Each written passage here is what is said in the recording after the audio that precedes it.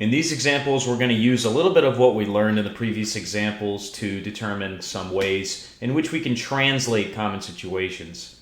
Okay, so we're going to be using the absolute value notation that we just learned about finding a distance, as well as the symbols that we learned about for inequalities, to translate these English sentences into a math translation.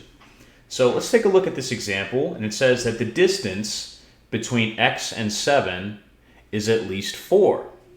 Okay, so the first part, we notice that we have a distance. Now let's remember the formula for distance. We know that distance on the real number line is equal to the absolute value of the difference of the two numbers, right? So the two numbers in question, we have x, which is a variable, and 7. So we know that the distance is going to be equal to x minus 7 or 7 minus x. It doesn't matter, since this is just interpreting the magnitude or the distance between each of these numbers. In the previous example, we saw that both of these were the same. And now let's look at the second part. It says at least 4. At least.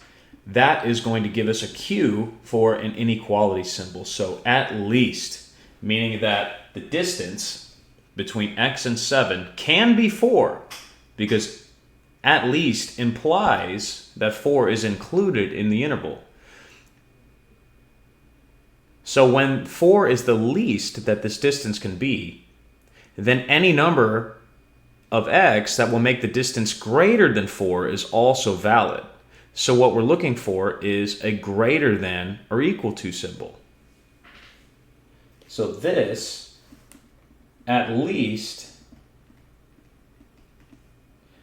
is synonymous with a greater than or equal to symbol. So we know that the distance, which is x minus 7, is greater than or equal to 4. And that's all there is to it. So we know that the distance between x and 7 on the real number line is at least 4. So in math notation, this is what that sentence looks like. All right, so we have another example here, and it says that the distance between x and 25 is no more than 10. So we have another distance to work with, which means that we have an absolute value notation. So the distance between x and 25 is represented with this absolute value. And now we have another expression, no more. So no more means that whatever we're looking at cannot be greater than 10. But no more also implies that 10 is included, since 10 is not more than 10, but anything over 10 would be excluded from the interval. So we have 10 and everything less than that. So we know that this distance is less than or equal to 10. So we have these phrases in these word problems that are synonymous with different inequality symbols, is what you're going to find.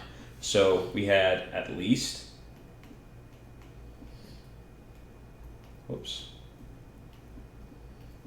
gives us a greater than or equal to symbol. And now we know that no more gives us a less than or equal to symbol.